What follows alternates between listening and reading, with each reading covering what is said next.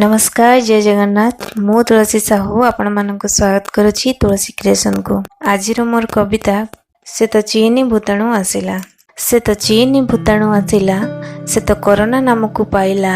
बाछि बाछि प्राण नासिला घरे घरे आसी पशिला से तो चीनी भूताणु आसिला से तो कोरोना नामक पाइला बहुरूपी होई मातिला बालवृद्ध न देखिला सबुठी तांडव रचिला से तो चीनी भूताणु आसिला से तो कोरोना नामक पाइला गाँरु सहर तालाबंदी करी रखिला मुहरे तुंडी को बांधिला रोग भोक दाऊ अति दयनीय घोर कलिकाल आसिला से तो चीनी भूताणु आसिला से तो कोरोना नामक पाइला देश देश ना से रखिला मालिका वचन गोटी गोटी शत अक्षरे अक्षरे कहला से तो चीनी भूताणु आसिला से तो कोरोना नामक पाइला शीत काकर को न मानिला केते खरा वर्षा को से सहिला जीवन ही पण करिछि बोधे से सारा पृथ्वीटा हेला घाइला से तो चीनी भूताणु आसिला से तो कोरोना नामक पाइला बंधु परिजन न चिन्हिला सामाजिक दूरता बांधिला सर्वे एकाकार मशाणी रे बोली प्रचार प्रसार करिला से तो चीनी भूताणु आसिला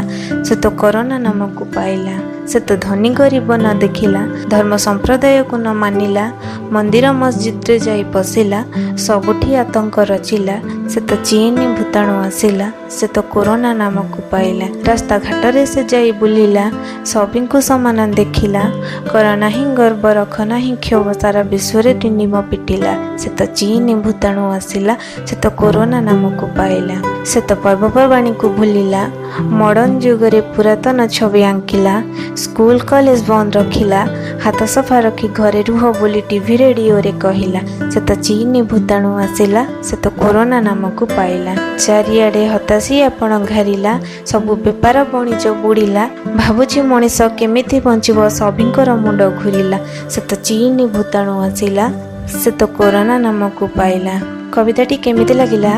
कमेंट बॉक्स रे निश्चय जणेबे। लाइक शेयर कमेंट करने को जमार भी भूलिए नहीं। धन्यवाद।